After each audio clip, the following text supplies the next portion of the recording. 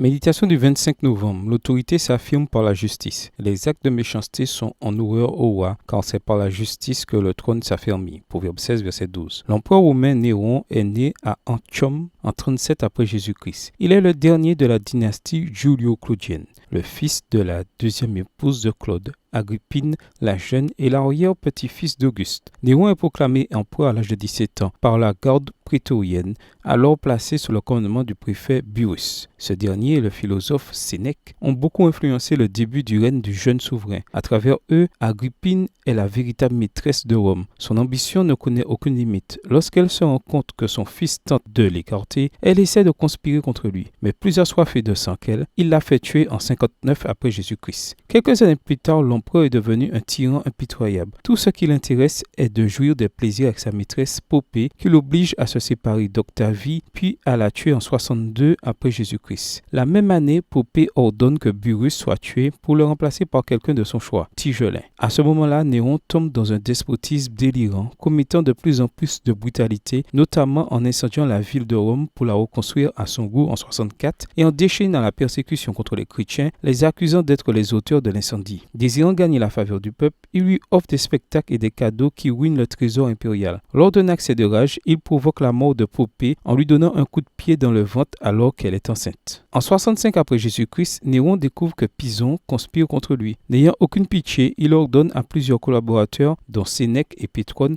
de se suicider. 3 ans plus tard, les gouverneurs de provinces celtiques Vindex, d'Espagne, Galba et de Lusitanie, Othon, se dressent contre lui. La rébellion est soutenue par le Sénat, qui destitue Néron en 68 après Jésus-Christ. Mais quand il va être arrêté, l'empereur ordonne à son secrétaire de le tuer. Ainsi commence une lutte pour le pouvoir entre 4 empereurs, Galba, Vétilius, Othon et Vespasien, qui dure 4 ans. Un bon leadership ne peut pas être basé sur la violence ou l'intimidation. La haine n'engendre que plus de haine. Si tu utilises l'injustice, tu ne grandiras pas en tant que dirigeant. C'est pourquoi la Bible dit que c'est par la justice que le trône s'affermit. Aujourd'hui, prie le Seigneur pour qu'il t'aide à être une personne juste et intègre. Bonne journée à toi et que le Seigneur te bénisse.